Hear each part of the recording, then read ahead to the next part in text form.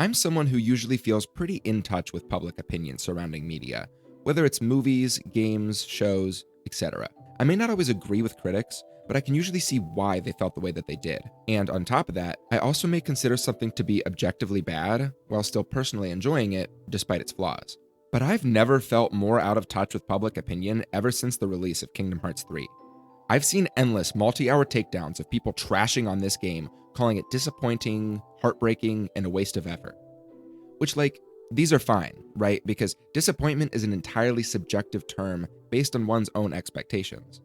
I mean, that's the definition of disappointment. So I'm not going to tell you how you should feel. And I honestly get it. I really do. My heart truly goes out to all of you Kyrie fans out there, or to the people who play Kingdom Hearts for the Final Fantasy. And I won't lie, there are definitely parts of this game that disappointed me, but I had 7 years to theorize about what this game would be like. So of course, not every single one of my exact hopes and expectations would be met, and that's fine. It just makes me wonder what some people were expecting. But when people really start to criticize this game, it usually all winds up as either extreme hyperbole or just personal opinion. I'm sorry, Kingdom Hearts 3 is not a bad game. It has flaws that I'm definitely going to acknowledge, but it succeeds in so many ways, so just simplifying it in such a way, saying that it sucks, is really reductive and simply untrue. And don't worry, we're going to get into why. Oh, and stuff like this is just ridiculous. Well, sure he can talk, but is he saying anything? So I'm here to go for a bit of a deep dive into KH3, taking a look at the gameplay, the worlds, and the story as I argue in favor of this game. And I hope that those of you out there who disagree with me will be able to hear me out. Perhaps I can either change your mind or at least bring you to understand a new perspective. I'll be going world by world, discussing their merits, while waiting towards the end of the video to discuss the bulk of the story. And I'm going to be looking at the final product of KH3, after both major updates and the Remind DLC, which is perfectly fair because the version of KH2 that everybody loves nowadays is the final mix version, which is basically an update for the game that was resold for $60. Base KH2 didn't even have a dodge roll, okay? And the best fight in that game was only a cutscene. But don't worry, I won't be dragging KH2's name through the mud in order to support my arguments defending this game. KH3 is its own thing, and I shouldn't have to try to make other games look bad in order to make this one look better, let alone games that I love. So without further ado, let's get into what makes Kingdom Hearts 3 pretty damn good, actually.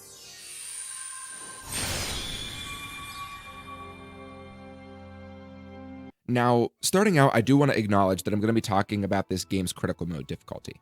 The other difficulties, including Proud, are far too easy and rarely ask that you engage with every mechanic of the game. It's a real shame that Critical wasn't in the game at launch, since it was added a few months after, considering that Sora has a crazy amount of abilities at his disposal in this game, and the hardest difficulty really requires that you learn the utility of pretty much all of them, including links, magic, team attacks, keyblade switching and upgrading, form changes, shot locks, and attractions, if that's your thing.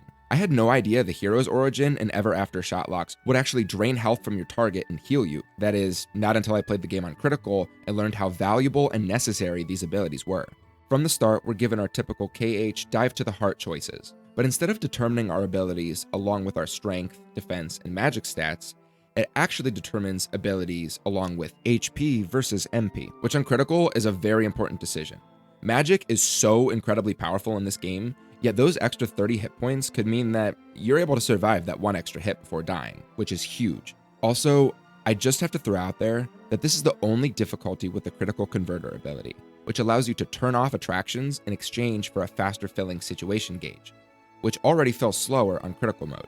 This ability is amazing, since I much prefer to focus on form changes over attractions. I personally had fun with the attractions at first, but quickly got tired of accidentally triggering them when I was trying to activate a form change or grand magic. Being able to turn them off should absolutely be available in all difficulties without the use of the Pro Codes menu, which many may not use on their first playthrough. Or they should be locked behind the command menu like the links are. You're able to turn off those flashy form change animations in the settings, so why can't you just do that for the attractions as well? Anyway, I have to acknowledge the clever bit of foreshadowing that this game starts with. Not only the opening clip of Scala ad Caem, but we're also forced to fight this dark side in the final world, a place we're going to be completely unfamiliar with at this point, which we won't be back to until way later in the game. And this dark side actually has this half-transparent effect that Sora actually takes on once he appears here later. And the dark side is transparent on his upper half, while Sora is on his bottom half. I wonder what that could mean. I love the attention to detail here, considering that one might have just expected this segment to have been designed to showcase the beauty of KH3 and the dreamlike nature of the opening. But nope, Nomura, everything in KH means something. Also, this game throws you right into the action and doesn't waste our time at all. You have the option to complete a small combat tutorial first, but the devs know that lots of people playing this game are gonna be veterans, so this time around we don't need a whole tutorial world, and we're thrown right into the action with a decent-sized group Heartless encounter, where right off the bat we can play around with some of the new utility that Sora has in KH3. From the jump we get the Water Spell, which has both defensive and offensive capabilities, giving you this little shield before sending out a splash, versus Fire with its straight-up heat-seeking damage utility. Now, we also have access to counters, which allow us to strike back after a properly timed guard. And now we can dash in midair, which is really convenient since this game has a fair amount of large bosses, designed with the intention of showing off the epic scale of KH3 and its brand new engine. So you're going to be spending a lot of time in the air. Therefore, Sora simply had to be a bit lighter and more mobile in the air in order to accommodate this new design philosophy. People love to shout floaty, but this game has a really solid weight to it that accommodates for both ground and air enemies.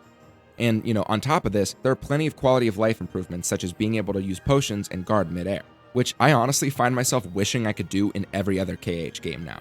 More combat options are almost always a good thing. This game has actually made a number of quality of life improvements over past titles. In particular, now we have the prepare and retry option, which allows us to modify our items, abilities, equipment, magic, anything that we would do in the start menu, but we don't have to leave the combat encounter. You can just change whatever few things you need and hop right back into that encounter. And we can also map links to our shortcut menu, and we actually have the option to customize 3 different sets of shortcuts, which we can cycle through during battle. But regarding the floatiness, there is still plenty of encouragement to stay on the ground, considering that Sora's air dash has much more end lag than a dodge roll. And certain Keyblades like Favorite Deputy are much more effective on the ground. Its transformations, long animations, and slow attacks cover a lot of ground and have higher stagger potential for some of your more sturdy enemies, but it's not nearly as effective in the air. Also, did you know that you can throw out a guard, dodge roll, or air dash to cancel out of a combo at basically any time? You can also do this with air step,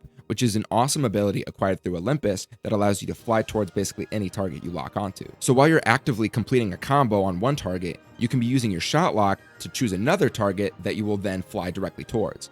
But dodge canceling actually combos really well with the shooting star form change, which throws out these homing projectiles each time you dash, as well as the Ever After, which creates these clones each time you dodge, which will lock onto and fire at your target when you press the attack button. So as long as you dodge cancel rather than completing a finisher, your clones will stick around, allowing you to constantly bombard your target for an endless stream of damage. Sora's movement abilities are crazy in this game. On top of being able to run up walls, which allows for the level design to have more verticality than ever before in the series, but air step not only allows you to target and fly towards enemies, but also specific points of interest. And flow motion allows us to bounce off walls and spin on railings, but it's limited here, unlike Dream Drop, to where you can only do it a few times before falling back to the ground, and all of those abilities can be turned off in the ability menu if they're not your thing.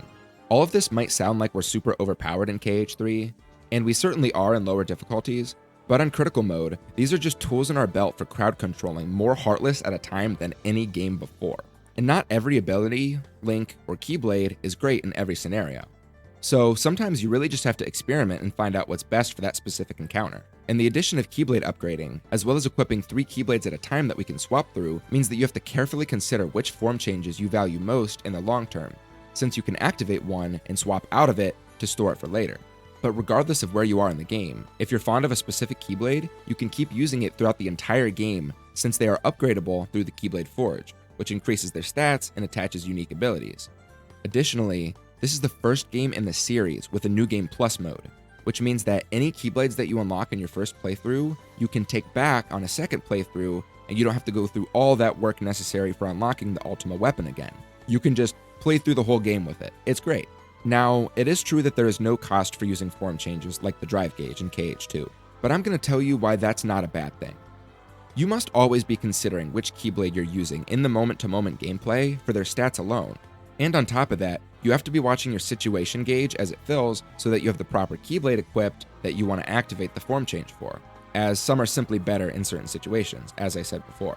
I love the Happy Gear, But for certain fights, I value my guard way too much in order to give it up for the dual claws or yo-yos, which are otherwise great at handling large mob fights. And the favorite deputy drill and hammer are great at stun locking the large unversed enemies of Monstropolis, but you won't catch me taking that thing into the fight with the lump of horror, the boss of that world. I'd much rather use the ever after, where I can keep my distance as I simply watch my positioning and laser in.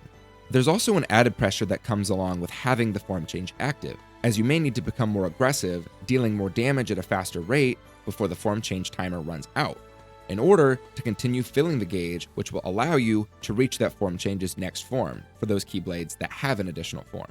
Or each time you fill the situation gauge, you will simply be replenishing a bit of the timer for your form change. There may not be a resource that you spend like the drive gauge, but there are already resources we spend for many of our other abilities, such as the shot lock gauge, or our MP bar for magic, or a full MP bar, which is required in order to use links. The trade-off for form changes is simply the risk of playing more aggressively and the extra attention required to watch which Keyblade you're using and how much time you have left in that form. You may argue that you're basically always going to be in some kind of form change, and yeah, that's kind of the case, but the form changes aren't so overpowered that there has to be such a big trade-off system. They're really mainly there to shake up the gameplay, and they give you an extra element that you have to look out for watching your timer and situation gauge while you're in the middle of combat. Now, I'm not going to be going any deeper into the mechanics of the individual form changes or anything, because they're all incredibly unique and well designed. But BioRoxas has done a breakdown for every single one of them, and I highly recommend checking those out if you haven't already, if you'd like more of an in-depth look at their mechanics and designs. I will say though, the Keyblade designs are much more complex here compared to past games. Many of the Keyblades look very cartoony. You might call them over-designed, but they do look like they've been stripped right out of their respective movies. There's no mistaking which world each Keyblade is from. And since the KH3 worlds are the most accurate Disney film recreations in the entire series, it really makes sense that the Keyblades would take on a more animated look. And now, as for magic in this game, it's also the best it's ever been. We can now cast spells while moving, and certain spells are altered based on which form change you have active. And there are magic counters for many of your element-based enemies. Water counters the fire cores, and fire counters the water cores, of course, but many enemies can be frozen with blizzard or stunned with thunder. Arrow removes the petals from the Dandelion Heartless, and fire can damage Marluxia's nobodies when they are otherwise invulnerable. And this is all on top of my favorite details, that Blizzard leaves behind an ice trail on the ground that we can slide on with flow motion, or Arrow giving us this huge boost into the air. There are so many ways to not only counter and interact with enemies, but to move around the environment as well. This definitely isn't a mash X to win kind of game. I mean, technically, yeah, you can win that way, just like any other KH game, but it's going to take you way longer to win like that than if you actually just take the time to learn the mechanics of the game, which, in my opinion, always feels way more satisfying. And especially on Critical, every one of your victories will feel well earned. And people will argue that things like the Kupo coin make this game easier, which will revive you a single time once you reach 0 HP. But you can only hold one at a time, and if you're trying to use one on every single encounter, you're not going to be able to afford very many, since they cost 400 money each, which is the same cost as 10 potions. Yes, it makes the game easier, but so do potions, food, and XP grinding. If you would rather have one free revive than 10 potions, go for it. Either way, they're both items that keep you alive. And if you're someone who's complained about this item, just don't use it. If you can refrain from level grinding, you can also refrain from buying a Kupo coin. But I've gotten way ahead of myself here just talking about the gameplay. We haven't even left Olympus yet, which does ration out our new abilities one at a time as you progress through the world. That way the player's not too overwhelmed by all of the new tools at their disposal. And with each new mechanic, you're given a combat encounter where you can test it out. So Olympus serves the dual purpose of giving the player opportunities to attune to all of the abilities at their disposal, while also being a fully fleshed out, diverse world and level that doesn't strictly function as a tutorial. It's great. The fact that Olympus has appeared in nearly every single KH game, yet they found a way to keep it still feeling new and fresh, is a huge win in my book. It actually feels like 3 miniature worlds all in one. One in the city, one where you're scaling an enormous cliff face, and finally one in the clouds of Olympus itself. Each segment is nearly the size of your average KH2 world. It is just incredible.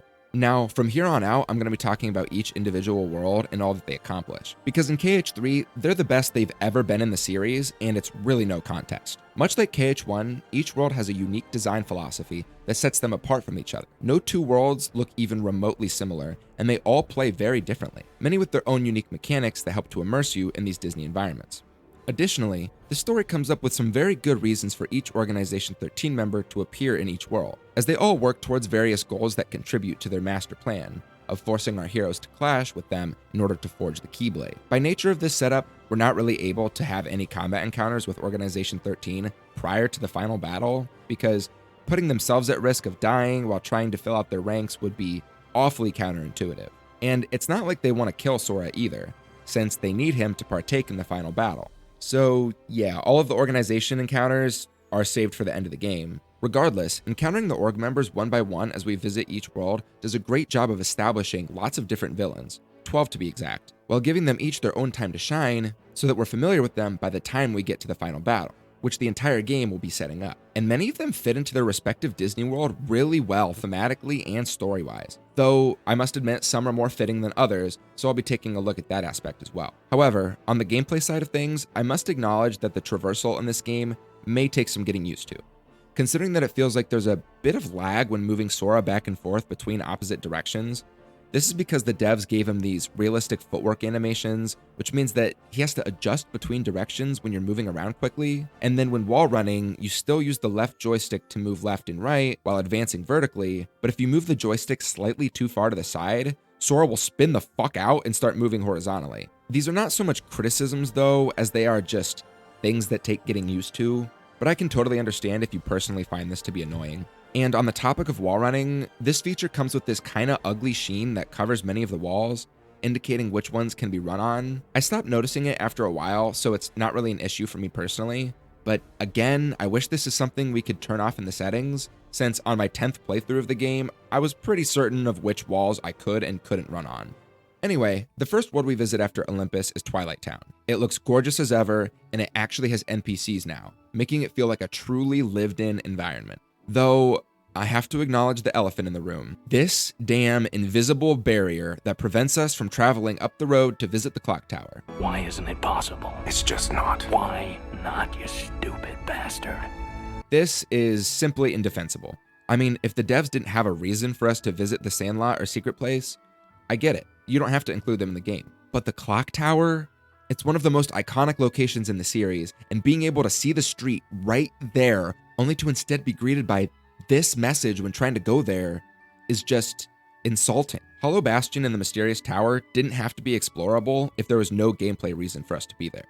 It would be like going to Disney Castle in KH1, which, like Mysterious Tower and KH3, was shown in an early trailer for the game, but was cut from the final product. The devs want to be sure that there is a purpose for every world and even every single room within that world. I get it, but the clock tower is right there. Surely they must have known that people would want to go there, but I digress. It's really not that big of a deal considering that Twilight Town is just meant to be our hub world, which actually gives us a few good reasons to keep coming back, despite it being the smallest hub world in the series. It's got the postcards, which you receive after spending a certain amount of money at the Moogle shops, which can then be mailed out here. Then there's the Bistro, which has these incredible micro games that produce food, which is actually incredibly crucial to the main game on critical mode since it gives you temporary stat boosts. And while food can be bought from the shops, the best stat boosts are produced by succeeding at the micro games, which cook recipes based on the ingredients that you've gathered. KH3 is simply one of the least grindy KH games, as you're rewarded for simply progressing through and exploring the levels with ingredients you can use to cook meals that boost your stats, which then further assist you in progressing through the game. You might call this a different kind of grind, but I personally found this to be a really great way of encouraging me to engage with each environment and look for not only items and hidden Mickeys, but ingredients as well. The final hub element to Twilight Town is the 100-acre wood, which really has been nerfed big time compared to KH1 and 2. No collectible torn pages which unlock new unique minigames, just 3 variations of basically the same game. Truthfully though, only about half of those past 100-acre wood minigames were any good and worth playing. And I did have fun with this one, but this is seriously it? And only one room to, dare I say, explore? You can't deny how beautiful and fitting the cel-shaded design for this world is. It just seems like such a waste to make this world so tiny. Clearly Twilight Town wasn't a major focus for the devs though, and they leaned heavily into the Disney this time, as every other world succeeds in basically every way. Now onto Kingdom of Corona, the Tangled world. This one is probably the most similar to your typical KH2 type of world. You're basically traveling in a straight line from Rapunzel's tower to the kingdom itself. But along the way, there is a varied selection of environments which keeps the world from ever feeling too samey. There's the more open field areas where there's a number of small interactable elements that are completely skippable, but why would you ever do that when they're so cute? Which include being able to get in a splashing fight with Rapunzel in the pond, or blowing some dandelions with the arrow spell, which will send them flying, which Rapunzel loves. There's also the cliffside section, which adds some verticality and platforming, and a unique team up with Rapunzel, where she helps us swing across these big gaps. There's the dark forest, which is intentionally designed to be confusing. Everything looks kind of the same, and it's really easy to get turned around here. And finally, there's the kingdom itself, which features one of the best minigames in Kingdom Hearts history. That's right, I love this minigame. It's fun, but you actually have to, try a little bit in order to finish it. Sora having a great time dancing with these random strangers is so in character for him, and just the general upbeat atmosphere of this segment serves as a perfect contrast to what follows, a damn good mob encounter on the docks beneath the gorgeous floating lanterns. The kingdom segment may be small, but it features a great minigame and combat encounter, as well as lots of hidden items and lucky emblems, which are hidden Mickeys that we receive rewards for finding and photographing. They're hidden all over every world, and they give us just that much more of a reason to engage with each and every environment. And they really are worth searching for because they'll net you some pretty good rewards. And if you like the camera stuff, there's the photo missions that also give you some great rewards for tracking down and photographing specific Heartless. There is an entire Pokemon Snap minigame hidden within KH3, which is pretty cool and nobody's talking about it. Although, on the topic of the gummy phone, I must admit, its inclusion means that there's these weird Instagram loading screens, which I totally understand if people don't like. I find them to be super, super cute and a great way for sometimes getting into the headspace of the characters as they tweet about their journey. The only problem here is that it really serves to take away from the tension of major moments, as you'll just get done with a really heavy section and then we cut to Sora's Instagram post about it. So yeah, it's just weird seeing Kingdom Hearts being kind of, modern. But regarding the Kingdom of Corona, Marluxia fits in perfectly here because of his whole flower motif that goes right along with the entire plot of Tangled being based around a flower which gave Rapunzel her powers. And thus, Mother Gothel calls Rapunzel her little flower. You must stay here, where you're safe. Do you understand, flower? This is on top of the fact that some of the Heartless you battle here are very plant-like, and so are Marluxia's nobodies, which mirror his whole rose petal thing. Additionally, he's here to keep an eye on and, quote-unquote, protect Rapunzel, who happens to be one of the new 7 Princesses of Heart. This informs the player that we must eventually clash with Xehanort, even though that's what he wants. Because we are given characters which we spend time with and likely care about, i.e. Rapunzel and later on, Anna and Elsa, which are all at risk of being harmed if we don't face the real Organization 13 eventually. Need another reason why Marluxia fits in perfectly here? How about the fact that he kept Naminé locked away in a single room in order to abuse her powers the same exact way that Mother Gothel did to Rapunzel? And now the sort of protection that Marluxia suggests for Rapunzel aligns exactly with Mother Gothel's goals. This world may repeat the plot of the movie beat for beat, but you really shouldn't act surprised at this considering that every KH game has done this with quite a few worlds. And in this game, only a few of them do that, which allows for much more creativity in other areas, especially the Pixar worlds. Toybox has 2 major segments, Andy's room and his street, as well as Galaxy Toys, an enormous toy store with multiple levels which we traverse through these central rails, as well as a section of ventilation shafts that connect the 2nd and 3rd floors. The main unique mechanic for this world are the mechas, which serve to mix up the gameplay as there are 3 different ones, red, blue, and purple, each with their own unique powers. You may have fun with these, or you may not. But unfortunately, there are a few segments where they're forced upon you, or there are several spots that are incredibly difficult without the use of the mechs. But then, using them simply trivializes the encounter, such as these big dinosaur things, which will one-shot you on critical if you're not in a mech. Still, I find elements like this to mostly be a net positive for adding a fresh shakeup to the gameplay. That is, until they're forced upon me. The amount of player choice available in KH3 is great, and I'd rather simply have more options for how I handle a combat encounter, rather than basically being told I have to approach it one way and being punished if I don't. Still, this world is so good. There are so many great details, such as this Rock'em Sock'em Robots minigame, or the helium cans you can smack to make your party's voices super high for a minute. Hey, you sound funny. Of course, so do I. Also, on a weird note, this world is not the real Toy Story world. Instead, it's a copy. We're basically playing in a pocket dimension, but this is just the Kingdom Hearts way of explaining why there are no humans around. This world wouldn't really work if we were constantly asking why there weren't any people in this massive open toy store in the middle of the day, or what if Andy popped back into his room while Woody and Buzz were away for hours fighting Heartless at Galaxy Toys. So it works.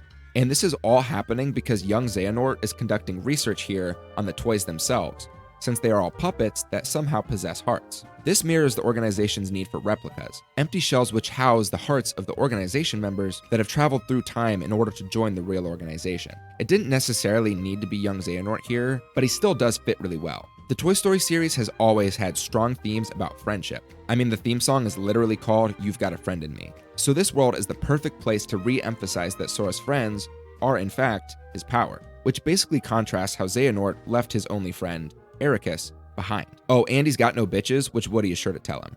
My guess is no one's ever loved you before. Wait till Sunday! Because you know nothing. You can really tell that the Pixar writers got really hands-on with this game and that they had a ton of fun creating a unique world and story. It was even confirmed that this takes place between Toy Story 2 and 3, though I'm not sure if they said it was actually canon to the Toy Story film universe. Although, wouldn't that be something? But canon or not, in Monstropolis, we get what is basically a true sequel to Monsters, Inc., with Mike and Sully bringing Boo back for one final visit before Randall returns with the help of Vanitas in order to wreak havoc on Monsters Incorporated. This world has a number of unique traversal mechanics, including the Monsters, Inc. doors, which basically teleport you to other parts of the map, the conveyor belts and lasers, which we can either try to dodge past, or we can use the cover mechanics to slide from one cover to another. And finally, there's a focus on rail sliding here, which does appear in both Olympus and Arendelle, but in those worlds, it's mostly skippable or small scale. Here we're sliding on the rails that carry the doors throughout the factory, which is really just such a cool detail. But the best part of this world is how perfectly Vanitas fits in here, since the creatures he commands, the Unversed, feed on negative energy. And where better to feed than a factory that literally used to collect negative energy in the form of children's screams. This world is the only one where the Unversed appear, outside of the Keyblade Graveyard. And they have chosen to take on these funky looking designs that make them look like they're monsters straight out of the movie. Oh, and the boss of this world is just great. It has two different forms, each with different strengths and weaknesses, and they serve as a perfect example as to why Kingdom Hearts 3's combat is so good. The first form has very high defense, and you may notice that physical attacks don't do much to it, and it's very mobile, so getting those hits in may be difficult in general. Instead, it is weak to magic, particularly Blizzard, or you'll want to focus on single, heavy damage attacks and choose to impede its telegraphed charge attacks with the counter shield. Its second form has much lower defense and remains stationary, but closing the distance may be difficult since it'll be blowing you back with wind, forcing you to deal with the tentacle arms surrounding the arena until you get your chance to close in on the boss, where physical attacks will deal normal damage. You can try to just mash X to win this fight, but you'll likely have a much harder time if you don't think about what keyblades, equipment, and shortcut magic you bring into this fight. Anyway, Vanitas is perfect for this world. He gets called out by Sora, showing that the writers are in fact very self-aware of the formula of this game. This is the part where you spout some mumbo-jumbo and disappear, right? And then in his eagerness to reunite with his pal Ventus, he forgets about the 8-foot-tall kitty behind him and then gets yeeted through a door, which then gets sent through another door and then another door and so on and so forth in what is the best scene in Kingdom Hearts history, period. This shit is so funny, and it just goes to show how well directed this game is compared to past games. Like, this is a genuinely really well-paced comedic bit, and I love how the Pixar characters really got to show a lot of agency in this game. Often in KH, Sora either winds up as a passive participant in the story of the Disney characters, or they wind up as a passive participant of whatever he's got going on. But not in these worlds. Everyone gets to be an active member of this story. Although, I must admit, Arendelle is pretty lacking. It has this formula where you're basically getting sent up and down a mountain over and over as you chase after Elsa, and the reason this world wound up so sterile is because Disney simply didn't want Square Enix to have any creative control over Frozen, their most precious cash cow. I mean, do you really think it was Nomura's idea to have Elsa sing the entirety of Let It Go while Sora, Donald, and Goofy just kinda hang out? Now, this world isn't all bad. In fact, it's really not that bad in general. The Ice Labyrinth adds a whole different dynamic in terms of level design. It's very claustrophobic, with lots of extra branching paths that often lead to various treasures. The Labyrinth does a great job of making the player feel confused and lost, without being an actual maze, which would likely only serve to frustrate the player. This world also perfectly captures the atmosphere of a cold, snow-covered mountain. It's got a very blue and white color palette, And pretty much every world in this game has great music, but here in particular, it does an excellent job of capturing the upbeat tone of Frozen, while also immersing us in this winter wonderland, with what sounds like sleigh bells ringing throughout the track intermittently, which makes the world feel very Christmassy. It's great. And can we talk about the bosses here? Marshmallow is a great fight. Takes me back to KH1 where the devs really had us fighting any and every Disney side character they could think of. And then there's Skull. Holy shit, this is such a great fight. It clearly telegraphs all of its attacks, so they're easy to react to, but he's still a very imposing force with a widely varied moveset that you really have to pay attention to unless you're trying to get run over. There's also these great segments where you have to defeat a certain number of mini-clones within a certain period of time. Suddenly changing the objective mid-boss fight is a great way to challenge the player, and the addition of the time limit applies a whole new kind of pressure. The lead into these segments are also super cinematic, and the finisher is also just amazing. You can't tell me that this fight isn't infinitely more interesting than if we had fought Hans, who wound up basically cut from this world entirely. I have to be honest. He is a horribly uninteresting character, a lame twist villain, and frankly, any time spent in this world talking to him would have been a waste of our time, and I'm glad he was cut in favor of an incredibly cinematic and well-designed boss in the form of this Heartless. Also, Larxene is the organization member who appears here, and she serves the dual purpose of not only creating the Ice Labyrinth, the best segment of this world, but she also re-emphasizes that if we don't fight Xehanort, the organization are just going to use the Princesses of Heart to open Kingdom Hearts. And we know that Anna and Elsa, as well as Rapunzel now, are in danger if we don't go along with the organization's plan. And this is such an important detail that often gets overlooked. Tangled and Frozen and KH3 are the worlds that most closely follow the plots of the animated movies, yet they still give Sora one of his primary motivations that will lead us to the climax of the story. These are incredibly crucial setups for the climax, and to those that say that nothing happens in the Disney worlds, you're just wrong. And now, I feel like I have the least to say about San Francisco, but it's still an amazing world that features multiple unique and fun minigame-esque segments that take full advantage of the sheer size of this map, including this great segment where you have to run all around freeing the Big Hero 6 members using each of Sora's different abilities. It's a huge world that can be explored during the day or night once you've completed the main story, where Heartless actually won't appear during the day if you'd prefer to run around and explore, collecting chests, ingredients, and lucky emblems in peace.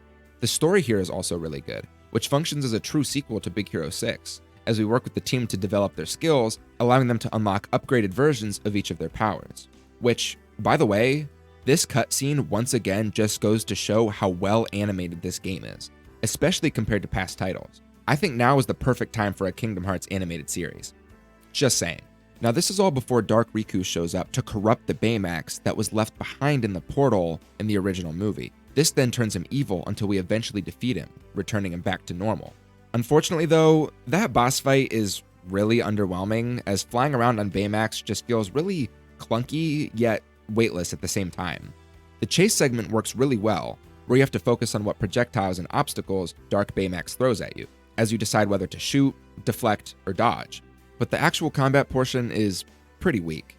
And Dark Riku's inclusion here may seem jarring to many, but it works really well thematically, since he, like Dark Baymax, was a friend turned corrupted by the darkness. And while it's not revealed until later, Riku is in fact a replica, which holds a good amount of irony since he refers to this Baymax as a puppet, when, in reality, he himself is one.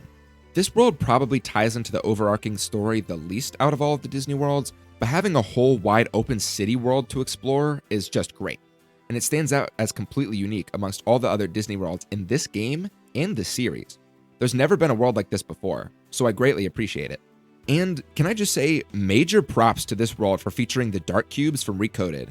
Their inclusion alongside a fake, cloaked Riku calls back to Data Riku in the KH game that many try to forget, even though Recoded is actually an incredibly unique game that always manages to stay fresh with lots of gameplay shakeups, including a thoughtful progression system and the best command deck in any KH game, and KH3 is proud of that and references that game with no shame. Hell yeah. And finally, for the best world in any KH game, the Caribbean. Oh yes, I'm deadly serious about this. This world features an entirely open ocean with fully explorable islands where you'll find some of the best treasures in the game. A huge Port Royal segment that is nearly a perfect one-to-one recreation of the town scene in the movie. It features multiple fully fleshed out gameplay systems that not only includes huge mob encounters with the amazing base combat, but also flight, undersea combat, and ship-based combat, and a fully in-depth leveling system for said pirate ship, where once you reach max level, you unlock the iconic Black Pearl that you can then sail around with. Each of these combat systems have been perfected, starting with this flying boss fight, which is really easy to get the hang of. There are only a few controls to remember, but everything is so fast and responsive, which makes it really easy to watch your positioning and avoid what the boss throws at you as enemies spawn all over the arena here. But they award you with health orbs as you kill them, so you don't have to worry about abandoning your mount to heal. Then there's the underwater combat, which comes with these big ranged water effects that will handle multiple enemies at once from a distance. You don't have to be directly on top of your enemies to hit them, so even if you don't have a great hold on the controls yet, as long as you're in the general vicinity of your target, you'll be able to hit them. And you can still dodge cancel your combos underwater, so if you don't like this big tornado finisher, you can just cancel your combo before you get to that and just stick with the super snappy and fast slashes and bubbles of the first few hits. Maneuvering through the water feels pretty damn good, and if you're not that into it, it really doesn't overstay its welcome. And then there's the ship combat. Holy shit, this is so perfect. This is exactly how it should be. Ships of this size are very slow to turn in real life, yet this game does a great job of giving you more control than a realistic pirate ship without making it feel like a race car drifting on top of the water. Still, you're given multiple powerful attacks that you sometimes have to carefully choose your target for. I often opt to aim for the weak points of the smaller ships, which will then build my meter for the special moves, which I can then choose to unleash on the big boss targets. And many of these big encounters have you board the enemy ship after defeating it in order to take out the Heartless on board, which is just so cool and an absolutely necessary element of pirating. It is so immersive, it is so fun, I love it. Oh, and did I mention that there's a big pirate ship super boss encounter? And it's an amazing challenge for those who really enjoy engaging with the sea combat and leveling up their ship. And you're rewarded with experience for your ship in the form of collectible crabs that appear all throughout the map. So not only will you find various treasures while exploring, but you'll also be powering up your ship specifically for this world as you do so. Oh, and on the topic of crabs, this Port Royal crab collecting segment is great. One of the few segments in the entire series that actually requires you to do some exploring. It doesn't take too long, and there are some good combat encounters sprinkled throughout, but this is such a well-designed area that just begs to be engaged with. Smack the palm trees to knock out the crabs hiding up there, dive off a roof and burst open a crate containing a bunch of them, unclog a chimney where a bunch of those boys got stuck, or go sliding up the path on Goofy's shield, collecting all the little guys lining the trail. I'm sorry if you don't like this segment, but it's objectively a good idea to mix up the gameplay like this, especially when exploration is already one of the major optional elements in this game. This isn't some garbage minigame where you're mindlessly mashing X and occasionally triangle to win. You're engaging with the game mechanics that, by this point at the end of the game, you'll be very familiar with, in order to complete an objective that is different from what you've been required to do all game, which is mainly combat. Yet exploring is something that you've likely been doing already all game, since these worlds are so large with so many well-designed hidden areas with extra goodies. This area is great, this segment is great. Moving on. For the story of this one, they combine the plots of the second and third Pirates movies. A genius idea, which means that we get to fight the Kraken from the second movie within the Maelstrom from the Davy Jones battle from the third. Sora, Donald, and Goofy are kinda removed from the main story going on here, which is honestly fine because we get to do our own thing, which includes so many amazing gameplay segments and mechanics, as I mentioned previously. And this just means we get to face off against Luxord here, who of course fits in perfectly, because I get the sneaking suspicion that he loves playing pirate just as much as Sora does. And as much as I do. He previously visited this world in KH2 for little reason other than to just antagonize Sora, but here he's searching for the notorious black box, which, holy shit, this ties in so well with the idea that Davy Jones possesses a chest, or a box, that holds his heart, and Luxord is led to believe that this is the important box that he should be searching for. These movies were just begging to be made into a KH world. I mean, look how gorgeous it is. And we get a great battle with Davy Jones aboard the Flying Dutchman, which I actually praise greatly in my KH Disney boss battle ranking. Links in the description if you want to check that out. But God, the idea that Davy Jones put his heart in a box, making him literally heartless, and the villains searching for a box just works so well. Now, as I go on to talk about the Keyblade Graveyard, I'll be discussing the bulk of the story and how it all connects together, as there are many great cutscenes and character moments that happen between each of the Disney worlds, which I've yet to discuss. However, before all of that, I want to take a brief moment to talk about music. Now, it's no secret that Yoko Shimomura, the composer of every KH game to date, was not solely responsible for the soundtrack of this game. Instead, Takaharu Ishimoto composed a number of major tracks here. This is for obvious reasons. Each composition is simply so much larger in this game. You can tell there are so many more instruments at play in each track, and thus way more time is required to produce the number of different tracks featured in KH3.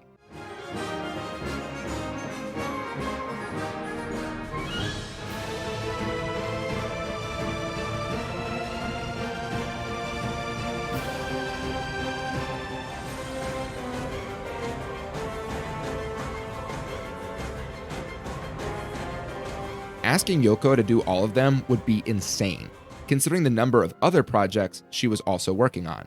Now, I've heard so many complaints about Ishimoto's tracks, which claim that they are objectively bad. And sure, there are ones that I'm not a huge fan of, yet every KH game has a track or two that I don't love, except for KH1. That soundtrack is perfect. But here's the thing. I believe that music is the most subjective art form there is. One's opinion on sound is often based entirely on what it makes them feel. I often refrain from discussing my personal music tastes with others because it is incredibly rare that two different people will have the same exact experience when listening to that track. Music is greatly tied to our personal emotions and memory. So says this article from Pfizer. Our past life experiences greatly inform the way that we'll feel about a new track. So arguing the objective quality of something that has all of the makings of a well-composed track that you just personally don't feel is fitting for a sequence in a game is completely pointless because it's heavily subjective. Now, of course, the Destiny Islands field theme would be an objectively poorly fitting track for the final battle of the series.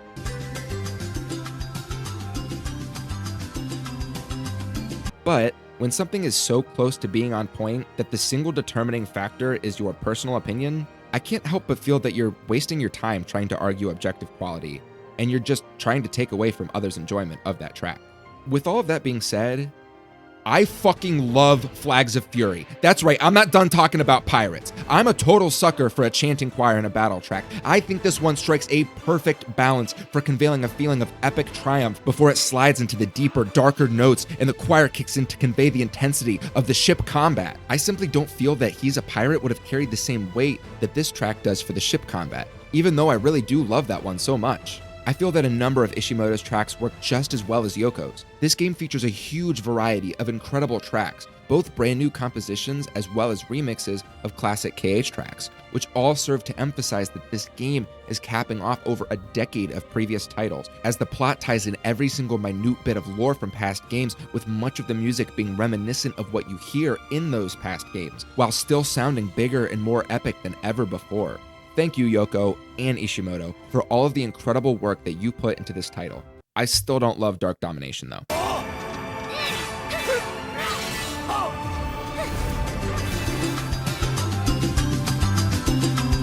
Anyway, with all of that out of the way, once we finish the Disney stuff, it's all plot from there on out, saving Aqua and Ventus before diving into the Keyblade Graveyard, which is basically boss fight after boss fight and huge payoff after huge payoff.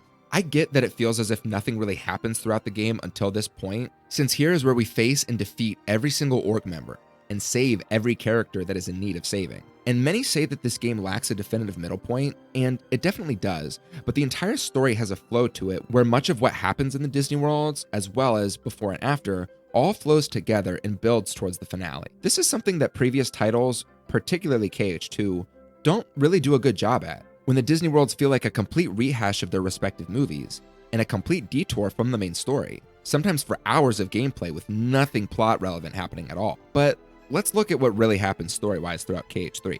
Again, we are given reasons why we must fight, in order to protect some of our new friends that we made along our journey, the new Princesses of Heart. Sora is technically learning to unlock the power of waking, which he finds has been within him all along. Which, yeah, is kind of cheesy as hell and very Kingdom Heartsy, but I don't know, he definitely wouldn't have come to that conclusion if it weren't for this journey. We get great interactions between the Organization 13 as they plan for the final battle and fill out the ranks for their 13 darknesses, and we get crucial setups including the Black Box, Vexen and Demyx's possible betrayal, which winds up being a crucial element regarding the return of Roxas, Xion, and Naminé. We also get hints that Luxord may be working towards his own goals outside of the organization. Riku and Mickey are of course trying to find Aqua in the Realm of Darkness the whole time as well, which you may say they accomplished nothing until Sora shows up, but they did find her. It's just Sora that saves them. Plus, along the way, Riku reconnects with Replica Riku, who also gets a great payoff as his primary function was always to protect Namine, and he gets to be the crucial element that allows for her return, freeing up a replica body that can host her heart. The replicas are also discussed quite a bit throughout many of the Disney worlds, which sets the stage for how important they're going to be in the climax.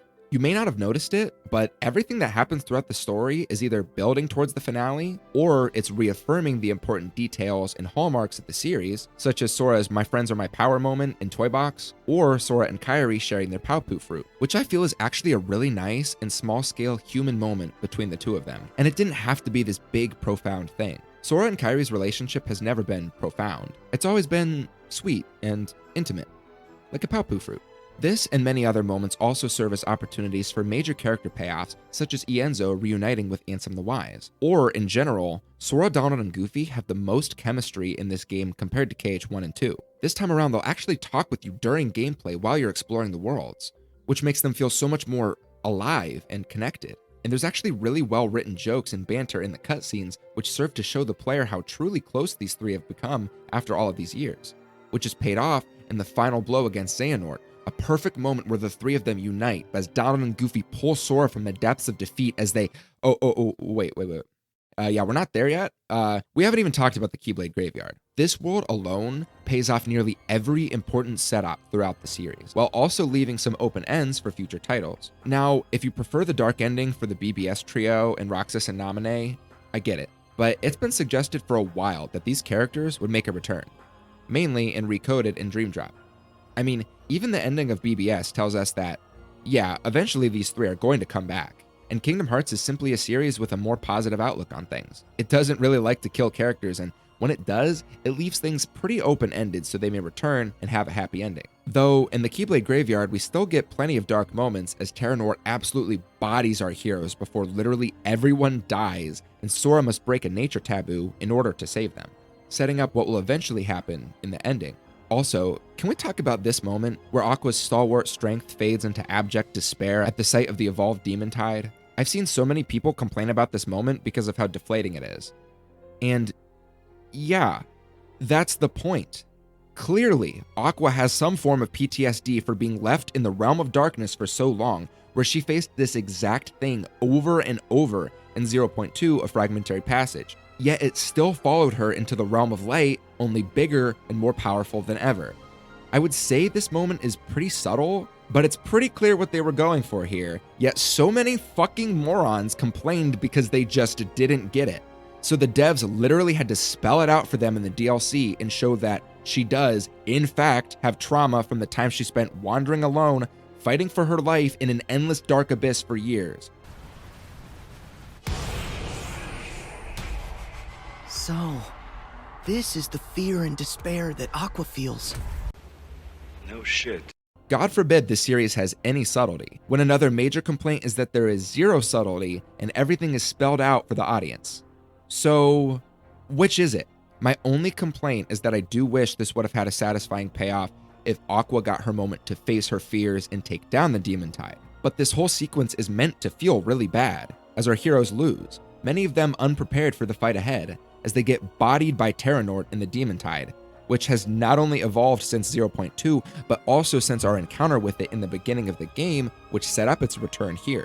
This is our low point for our hero, something we've never gotten from Sora. This single cry of despair gives him more depth than ever before, because till now, Sora has never had a low point. He's never even considered giving up. And it's Riku that gets his big moment to step in and inspire Sora not to give up, before he then clings on to the bit of his soul that remains after death. This then allows him to correct his moment of defeat as he risks everything to bring back his friends from the brink of death. Yes, actual death in Kingdom Hearts. And I must say, the final world is absolute perfection. This whole section is straight exploration and platforming. It has a beautifully serene and peaceful atmosphere that is just sold perfectly by the music. This collectathon segment breaks up the gameplay one final time before leading us into the boss rush at the Keyblade Graveyard. It's a true calm before the storm. It is kind of strange that our heroes return from death with kind of memories of what happened, yet they go make the same mistakes. I feel as if it's specifically to emphasize the strange nature of what it is that Sora did. It wasn't just time travel. He broke a nature taboo and brought them back to life. But do I really need to tell you how perfect all of the following moments are? Every single character gets a satisfying payoff, except for Kairi, even though she is the one who pulls Sora from the depths of death after he saves everyone. And nobody talks about that moment, which kinda is pretty important. So yeah, she did get to do something pretty vital. But even characters you didn't expect, like Yensid, Lingering Will, and even Ephemer, get their big payoff moments. Terra fulfills his promise and gets to set things right, saving Aqua after she gave up everything trying to save him all those years ago. There's Roxas, Luxord giving away that he may not be such a bad guy after all, and Larxene giving up that she did this all for her crush. Settle down! Roxas, Axel confronting both his old boss and his old best friend. Roxas, fucking Roxas's return, finally getting to make a stand against all those that wronged him, those that used him, especially Syax, who served as his primary oppressor and job assigner during his time in the organization in 358 over 2 days. And all of these boss fights are really engaging on critical mode, since that's the only difficulty where they really pose a threat. And that's the only one where we can turn off the attractions, which will completely break the immersion of these otherwise dramatic, intense fights. But on critical, you have to watch the patterns of attack from the enemies, as some of them combo and synergize really well together. Here you also get to team up with everyone, and our party members are incredibly valuable and do a really good job of pulling a lot of the heat off of you. And they do really good damage, especially Roxas and Xion against Syax. This one isn't even meant to be a boss fight, really. It's just meant to emphasize the sheer strength of these two, without taking control away from the player in the form of a cutscene. And of course, the Xehanort trio fight is sheer perfection that I actually talked about in my top 10 KH bosses of all time. Links in the description for that one as well. But even the final string of encounters are all pretty great. Scala is an absolutely perfect world. It's gorgeous, has amazing music, holds so much intrigue and lore value, and it's absolutely criminal that we didn't get to explore it till the DLC. But in Remind, we get an incredible open Scala segment full of puzzles, great combat encounters, and explorable side areas. And this is once again a great segment where we have to explore in order to find all of Kairi's heart fragments. I love forced exploration. I love that I'm asked to actually engage with the incredibly well-designed and diverse segments of a huge map like this. There's just so much to see here. It's all so great. And the final boss all takes place here, and it's a really well-designed stretch of encounters that actually makes really good use of the underwater mechanics at one point. As while we're down there, we can see that this city was actually built atop the remains of the destroyed Daybreak Town. Much of this encounter requires patience though. The segments where you're lifted into the air may feel very awkward, but moving around too much actually puts you at a disadvantage. You'll want to mainly watch Xehanort's positioning and get the rhythm of his attacks down, and guard most of it. But be careful, because he loves to fake you out. This feels like a true Keyblade duel for a lot of it, and the segment where he forces you into rage form is really scary the first time it happens. But it's a great moment that is extra challenging, and his desperation move is just wow. And of course, the battle ends with this amazing moment where Donald and Goofy pull Sora from the depths of defeat in order to deliver the final blow to Xehanort. It is such a beautiful moment that is so earned, since Donald and Goofy's friendship with Sora has been growing over the course of multiple adventures. This right here is a literal example of Sora's friends being his power. It's great. And you know, with all of these amazing moments that happen in such a quick stretch, I can't help but feel that the reason why people look at the early moments of the game as nothing happening is simply because so few things happen compared to everything that happens in the ending. But there's simply a lot that needs to be resolved there. And a lot that is resolved are big climactic moments that would only work in an endgame setting. Now, regarding the finale, many complain that this moment tries to redeem Xehanort, and that simply is not true. Never does this game try to say that Xehanort was actually a good guy all along. Instead, he reveals that in his mind, he thought he was the hero, and everything evil he did was in favor of ushering in a new world, free from darkness. But Sora shuts him down multiple times because clearly Xehanort is in the wrong. There's a clear distinction between the villain thinking they're right and the story itself telling you they're right. Now, does this explanation come out of nowhere? Absolutely. Xehanort always seemed like a solid one-dimensional villain who simply loved darkness. Yet here at the very end, at the buzzer, they tried to give him depth by explaining that he actually only engaged with the darkness so much so he could play his part in eventually purging the world from all darkness. And honestly, it's a pretty good idea to construct your villains with actual depth and a flawed mentality that they see as objectively correct. Just look at Thanos. He's a great villain because he truly believes that by destroying half of all life in the universe, he can save the other half. He genuinely thinks he's the hero, and his perspective kind of makes sense, since it spawns from this wish that he could have saved his people who all died out and went extinct. But he is horribly wrong and narrow-minded. He is the villain. This is the same for Xehanort, only it's not built up and just thrown in at the very end. This is a great idea for the villain and for Xehanort, it's just executed poorly. With that being said, this isn't necessarily the true ending to KH3, since we have the Remind DLC, which is probably the weirdest story expansion of all time. Because if you play it after beating the base game, you are forced to replay every Keyblade graveyard fight with mostly the same cutscenes, except for the ones that are just sometimes different. We're able to play as other characters if we so choose, but the only brand new one is Roxas, since Aqua and Riku both have already had segments where they're playable in base KH3. But the segments that are different are perfection. Explorable Scala, this final encounter with Xehanort where it's a team up between Sora and Kairi is actually playable here, and she is so much fun. The 14 secret bosses this DLC adds are just pure gold, some of the best bosses I've ever faced in any game ever. Fight them all with the best Keyblades in the game and in the series, the KH3 Oathkeeper and Oblivion. This game makes you work for them, but they're so satisfying to earn. You're gonna feel like a badass using them, yet you still will get your shit rocked by these super bosses if you're not any good and if you're not learning their attacks and patterns. Yozora is the first fight in my adult life where I actually gave up for an extended period of time because I genuinely did not think I had what it took to beat him. But eventually I did come back, and I will say that after 9 hours, I did have what it takes, damn it. There's still so much more great stuff in this DLC though. There's this amazing moment where we play as Mickey as he keeps getting back up to stand against Xehanort's 13 vessels, no matter how many times they knock him down. It's an incredibly powerful and moving moment. Or how about this Avengers Infinity War level crossover right here, where we get interactions between every single one of our favorite Keyblade wielders as we control all of them in the most perfectly cinematic minigame segment of the entire series.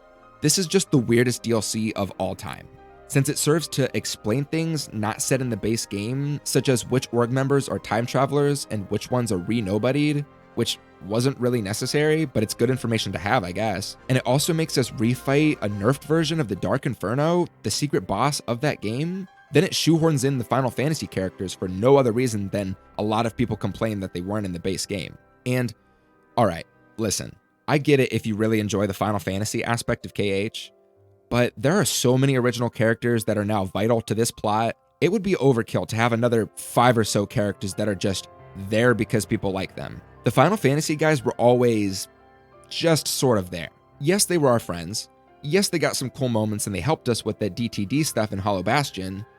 But in terms of the overarching plot, they're really not that relevant.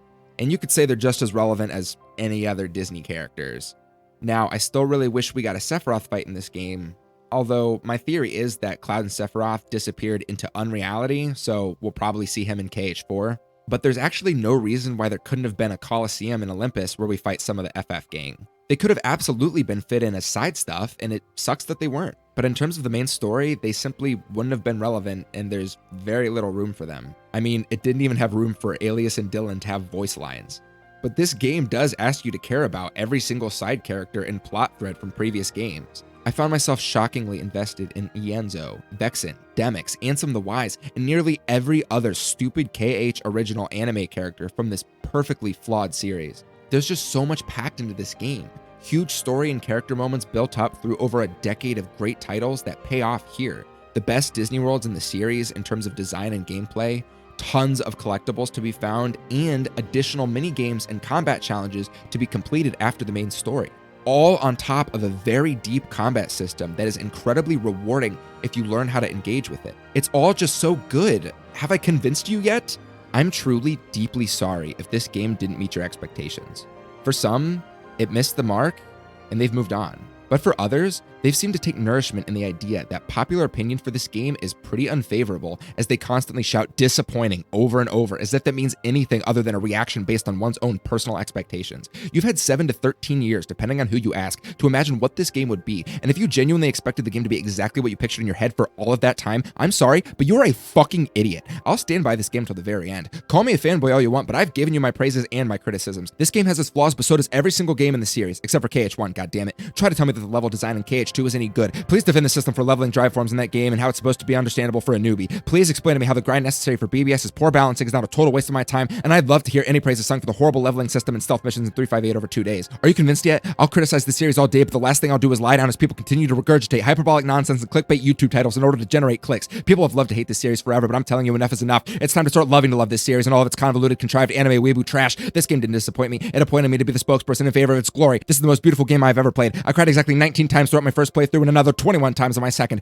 Fuck, I love this game, and it makes me so sad to see so many people tear it apart for such minuscule details as they seem to miss the big picture that Kingdom Hearts has always been a perfectly weird, awkward, poorly paced, and weirdly balanced series, but at its core, it's so full of love that it makes me wonder how it tends to bring out so many countless people that are so full of hate. So yeah, anyway, if it wasn't clear, I think KH3 is pretty great.